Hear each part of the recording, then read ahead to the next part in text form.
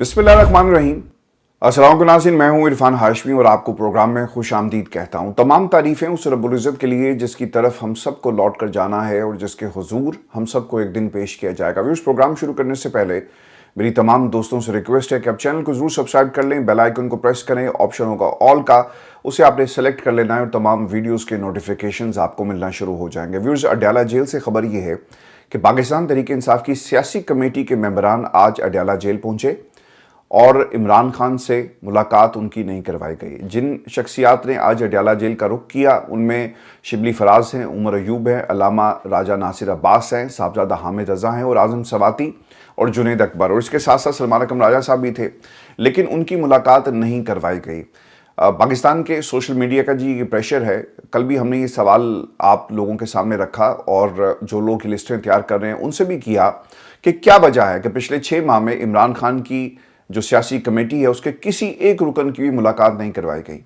जितने पैगामात भी बाहर आए वो वकला के जरिए आए या बहनों ने आकर बाहर बताए, लेकिन सियासी कमेटी जिसने आइंदा का लायामल तय करना है, ग्रैंड अलायंस बनेगा नहीं बनेगा, इस बात का फैसला होना है, और किसी तरह भी ये मुलाकातें नहीं करवाई जा रही। इसके पीछे ऑब्वियसली बहुत सारे रिजर्वेशंस हैं, पार्टी के अंदर भी पार्टी के बाहर भी, कि 1 बरस हो गया, इस 1 बरस में कितनी मुलाकातें हामिद रज़ा की हुई, शिबली फराज की हुई या फिर किसी दीगर सियासी कायद की। लेकिन व्यूअर्स, इसके पीछे एक जो साजिश है ये मैं आपको बता देता हूं, क्योंकि ईद से पहले ये आपके पास आखिरी मौका था कि आप इमरान खान से मिलते, और ईद के फौरी बाद चूंकि जुनैद अकबर का एक इंटरव्यू मौजूद है जिसमें उन्होंने ऑप्शंस के ऊपर गौर किया। अब ये ऑप्शंस क्या हैं? अडयाला जेल के बाहर धरना दिया जाए और ईद के तीनों दिन धरना दिया जाए, एहतजाज किया जाए, और फिर अगर ये ऑप्शन इसके ऊपर अमल नहीं किया जाता तो फिर यकीनन एक दोबारा से लॉन्ग मार्च होगा। लेकिन इन तमाम फैसलों के लिए इमरान खान से इजाज़त लेना ज़रूरी है। लेकिन अब क्योंकि मुलाकात इन्होंने नहीं करवाई, ईद के बाद शायद मुलाकात हो, अदालतें खुलें, सब लोग छुट्टी पर चले गए, लिहाजा एक तरह से ये कम्युनिकेशन लिंक और ये जो चेन थी इसे ब्रेक कर दिया गया है।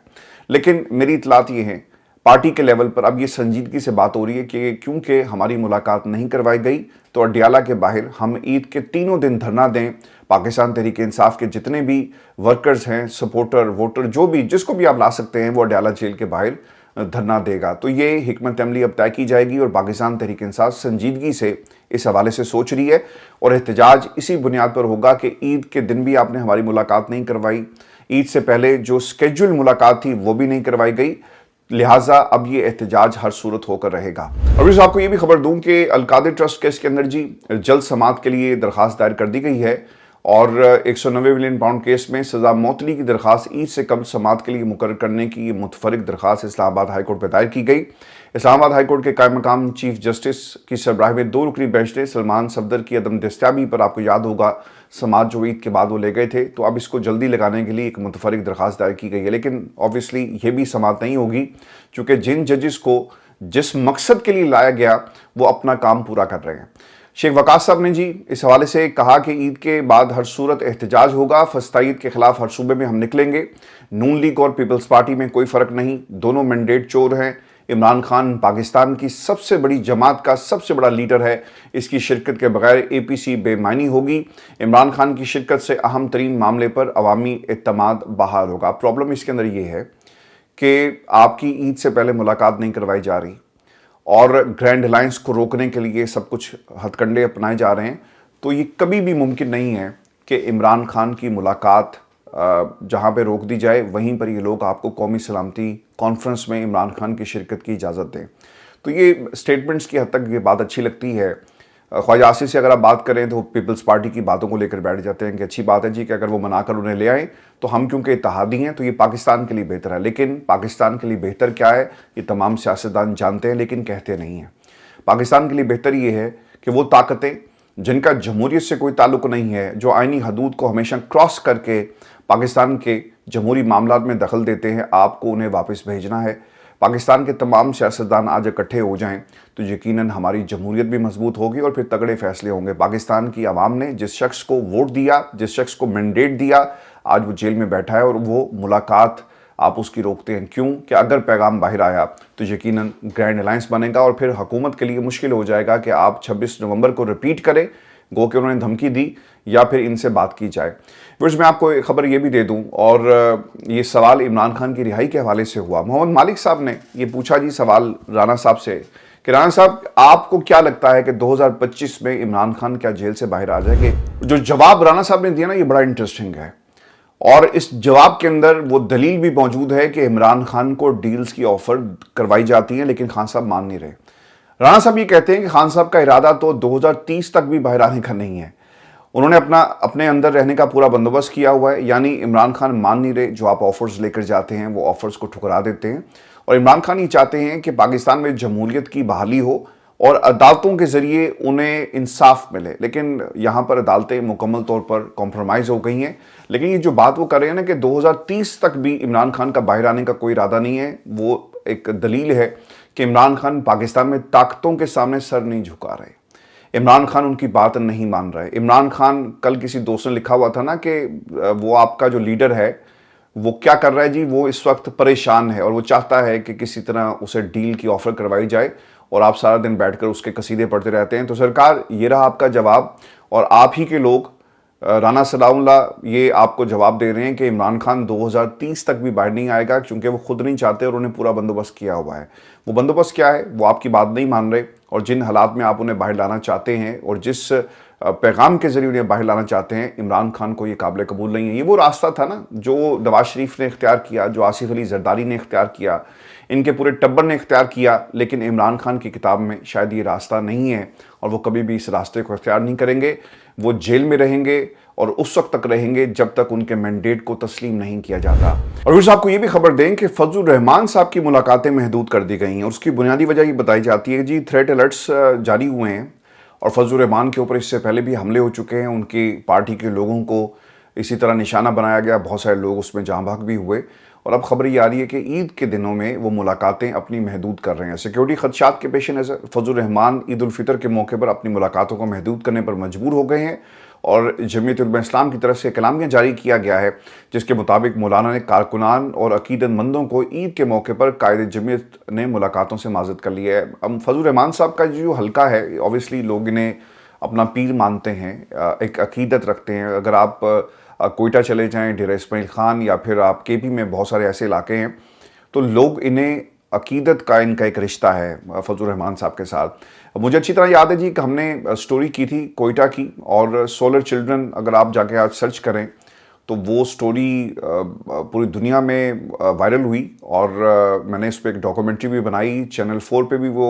आप देख सकते हैं जाकर उसे, और BBC ने भी उसके ऊपर, अल जज़ीरा ने भी, और बाकी बहुत सारे इंटरनेशनल जो आउटलेट्स हैं इंडिया में उस स्टोरी को बहुत फॉलो किया गया।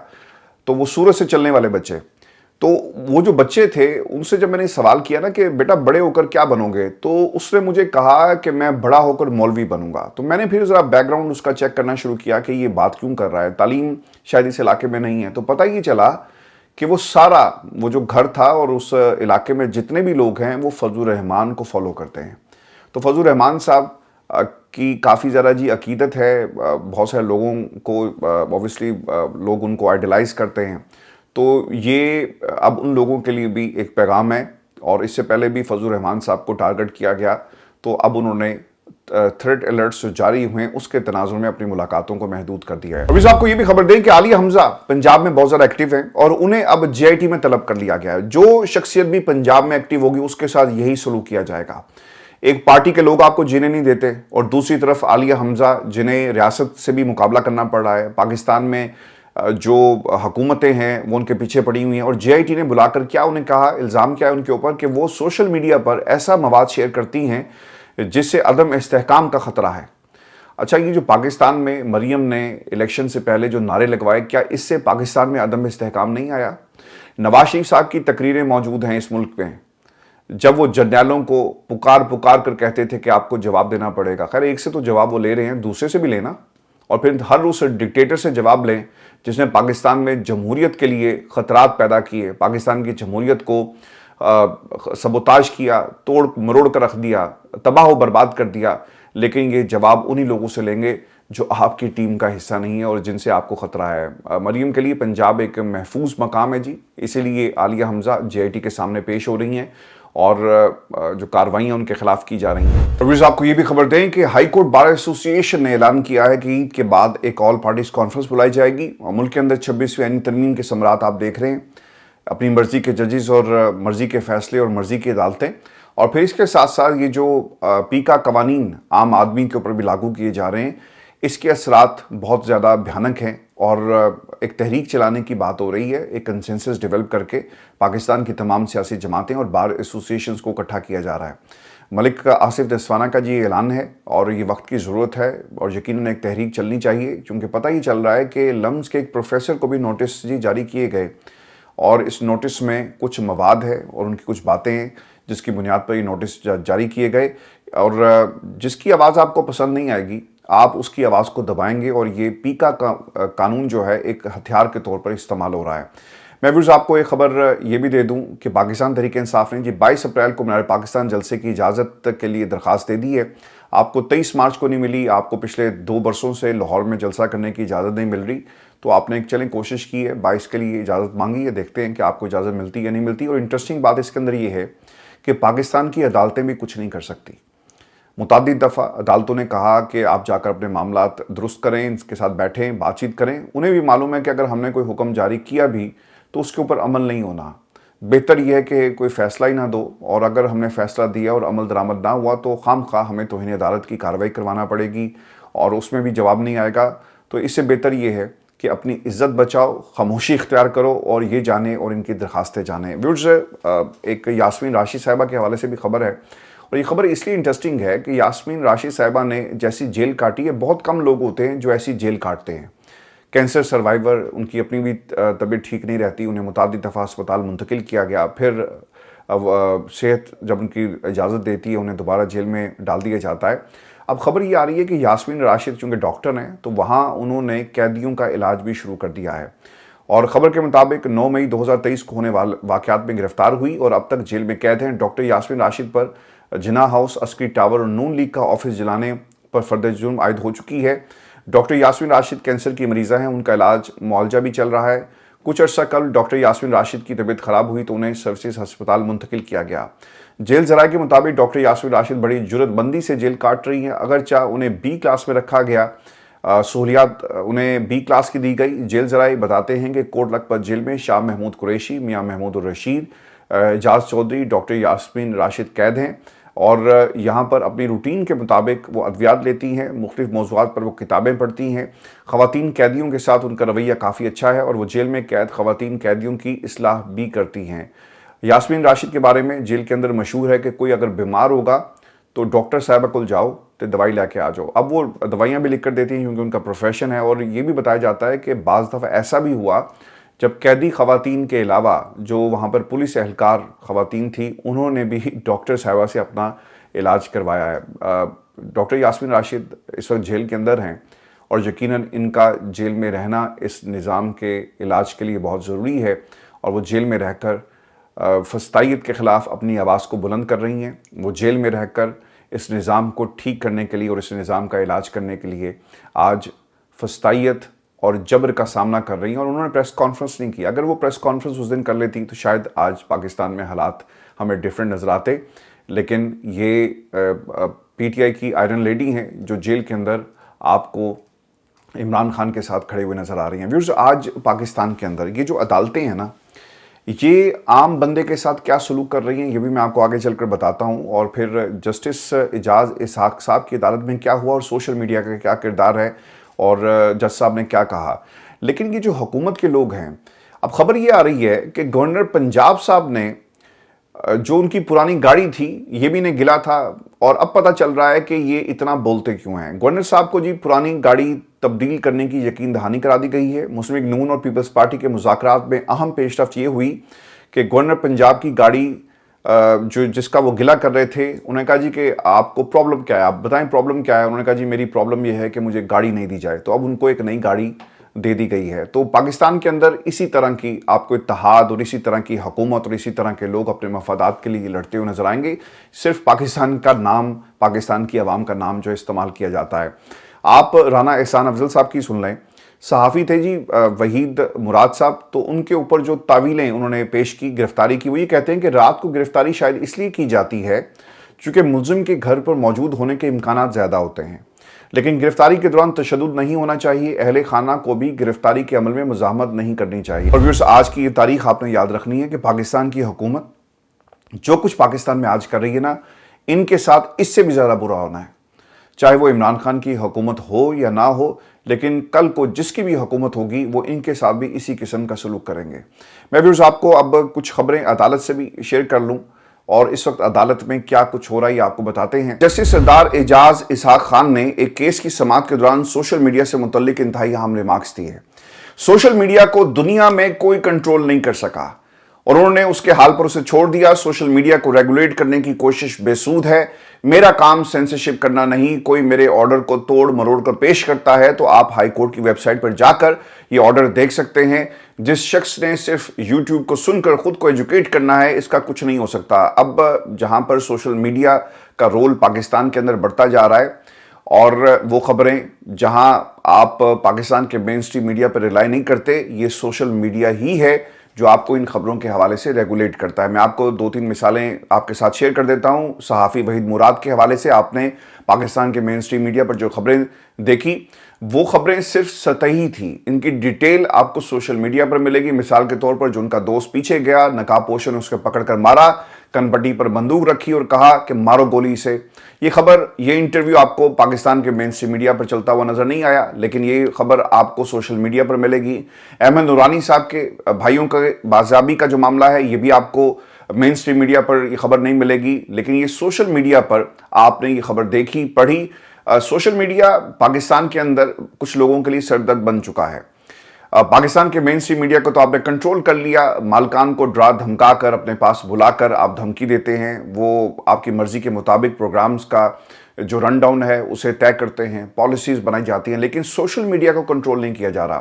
ویورز، 2 چیزیں ہوئی ہیں۔ آج پاکستان کی عوام مین اسٹریم میڈیا کو چھوڑ کر ساری کی ساری سوشل میڈیا پر جا چکی ہے، اور اس کی بنیادی وجہ یہ خبریں ہیں، یہ تجزیے ہیں جو لوگ اپنی مرضی کے صحافیوں کو سنتے ہیں اور ریلائی ان کے اوپر کرتے ہیں۔ اور جسٹس سردار صاحب کے حوالے سے جو انہوں نے اپنے کیس میں ایک ریمارکس دیے، اس کی بنیادی وجہ یہ تھی کہ ان کے ایک فیصلے کو توڑ مروڑ کر، یعنی جو ان کے ہیٹرز ہیں انہوں نے اس فیصلے کو اپنے چینلز کے اوپر چلایا، تو اس بنیاد کے اوپر یہ ریمارکس دیا گیا۔ اب یہ جسٹس سردار اعجاز اسحاق خان صاحب نے اسلام آباد ہائی کورٹ کے قائم مقام چیف جسٹس سرفراز ڈوگر کے ان کی عدالت میں زیر سماعت کیس بغیر رضامندی واپس لے کر لارجر بینچ کو منتقل کرنے کے آرڈر پر ایک انتہائی اہم سوالات اٹھا دیے ہیں اور ان سے جواب طلب کر لیا ہے، اور اہم اور دلچسپ تحریری آرڈر جاری کیا گیا۔ یہ ایک لینڈ مارک ڈیسیژن ہے، پاکستان کے میڈیا پر اسے ہائی لائٹ نہیں کیا گیا، یہ سوشل میڈیا ہی ہے جو یہ خبر آپ تک پہنچا رہا ہے۔ عمران خان کی ملاقاتوں کے حوالے سے کیس جسٹس سردار اعجاز اسحاق کی عدالت سے لارجر بینچ کو منتقل کیا گیا۔ آپ کو یاد ہوگا فیصلے میں لکھا گیا کہ جسٹس سردار اعجاز اسحاق خان نے آرڈر میں اسلام آباد ہائی کورٹ کے قائم مقام چیف جسٹس سرفراز ڈوگر کے 17 مارچ کے آرڈر پر سوالات اٹھاتے ہوئے بظاہر تنزیہ طور پر لکھا کہ عدالت نے چیف جسٹس کے آرڈر کو سمجھنے کے لیے ایڈوکیٹ جنرل کو معاون کیوں مقرر کیا، یعنی ان سے درخواست کی۔ چیف جسٹس کی آرڈر کے دوسرے پیراگراف کے پہلے حصے کے مطابق درخواست گزار نے ٹرانسفر کی اپنی استدعا پریس نہیں کی، جبکہ اسی پیراگراف کے دوسرے حصے کے مطابق ایسا لگتا ہے کہ درخواست یکجا کر کے ٹرانسفر کا وہی ریلیف دیا گیا، چونکہ ظاہری بات ہے کہ کیس ٹرانسفر کیے بغیر یکجا نہیں کیے جا سکتے تھے۔ شاید میں آرڈر درست طور پر نہیں پڑھ رہا، شاید اسے پڑھنے کا کوئی اور طریقہ بھی ہو۔ ایڈوکیٹ جنرل آئندہ سماعت پر معاونت کریں۔ انہوں نے غیر معمولی سوال اٹھاتے ہوئے لکھا کہ چیف جسٹس کے سامنے کیس ٹرانسفر کرنے کے لیے سی پی سی کی سیکشن 24 کی درخواست دائر کی گئی، جس پر انہوں نے لارجر بینچ بنا دیا۔ ایڈوکیٹ جنرل نے متعلقہ سیکشن پڑھ کر کچھ ہچکچاہٹ کے ساتھ ہی لیکن اعتراف کر لیا کہ سیکشن 24 کی درخواست بنتی نہیں ہے۔ آپ کو یاد ہوگا سردار صاحب نے ایڈوکیٹ صاحب کو بلایا اور کہا کہ پڑھیں کیا یہ سیکشن بنتی ہے، انہوں نے کہا نہیں بنتی۔ تو پھر یہ فیصلہ کیسے آیا؟ اور تفصیلی فیصلہ اوبویسلی ایک لینڈ مارک ڈیسیژن ہے۔ ویورز، آپ کو یاد ہوگا اس سے پہلے بھی جسٹس منصور کی ایک عدالت کا فیصلہ جب وہ کیس چل رہا تھا تو اسے آئینی بینچ میں منتقل کر دیا گیا اور اسی طرح کا طوفان ہم نے دیکھا، لیکن اس وقت فیصلہ توہین عدالت کی طرف نہیں گیا، لیکن اب بات یہ ہو رہی ہے کہ جواب مانگا گیا ہے قائم مقام چیف جسٹس سے۔ जस्टिस सरदार एजाज इसाक खान ने कायम मकाम चीफ जस्टिस सरफराज डोगर के ऑर्डर पर सवाल उठाया कि रजिस्ट्रार ऑफिस ने दरखास्त इतराज के साथ चीफ जस्टिस के सामने मुकर्रर की। चीफ जस्टिस के लार्जर बेंच बनाने के ऑर्डर में इतराज दूर तो किया, लेकिन इसकी वजूहात नहीं लिखी। इतराज दूर करने की वजूहात तहरीर ना करना भी इस्लामाबाद हाई कोर्ट के प्रैक्टिस और प्रोसीजर के खिलाफ है।